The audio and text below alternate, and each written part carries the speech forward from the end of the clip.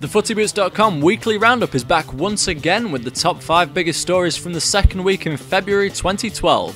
As always, we're starting off at number 5, and this week it's a triple hit of new kit deals. Aston Villa will be leaving Nike for Italian sports designer Macron in a deal that's been described by the club's CEO as the best that Aston Villa have ever secured with a kit partner. But as one club leaves Nike, another one arrives, as the legendary Santos FC of Brazil will now bear the famous swoosh upon their shirts.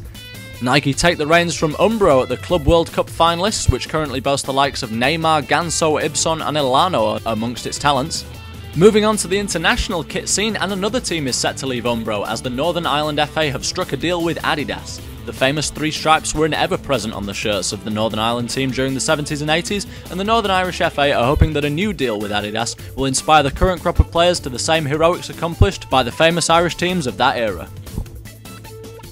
Number 4 this week is the news that Team GB's Olympic kit deal with Adidas could cause havoc with players contracted to Nike, Puma, Umbro and other sports brands should they win anything at this summer's Olympic Games. The British Olympic Association have announced that they have every intention of enforcing a uniform law that would ban any footwear that didn't belong to Team GB's official kit partner, Adidas, from the winner's podium. This would mean that any players selected for the Team GB men's or women's football team who choose to wear any boots other than Adidas would be quickly forced to change footwear should Team GB collect a medal. And the same would apply across other sports too. Bad news for the likes of distance runner Mo Farah, cyclist Chris Foy and marathon runner Paula Radcliffe, who all wear Nike brand footwear in their sports.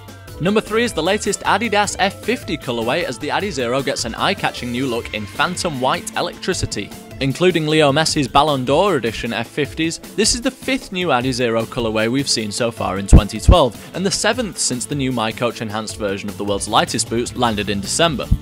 Despite them already having been cited in the 2012 Africa Cup of Nations, the Phantom White Electricity Adizero is due for an official on-pitch reveal in the world's top leagues from this week.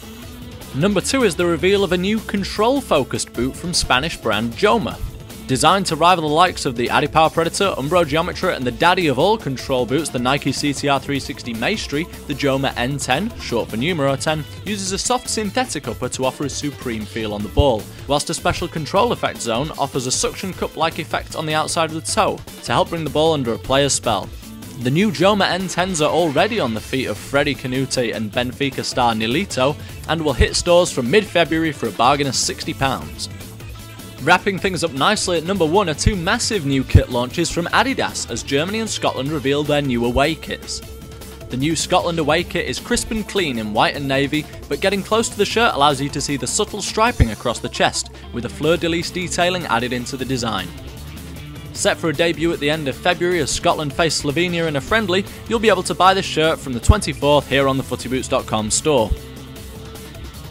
Adidas' effort on the Germany away kit is slightly less subtle, however, as Lahm, Podolski & Co. go back to green for the first time in over a decade. Inspired by the famous 1972 away kit, Germany's latest shirt definitely has a retro vibe that really looks good, even if it is a little bit less intimidating than the black, grey and red ones we've seen over the last decade.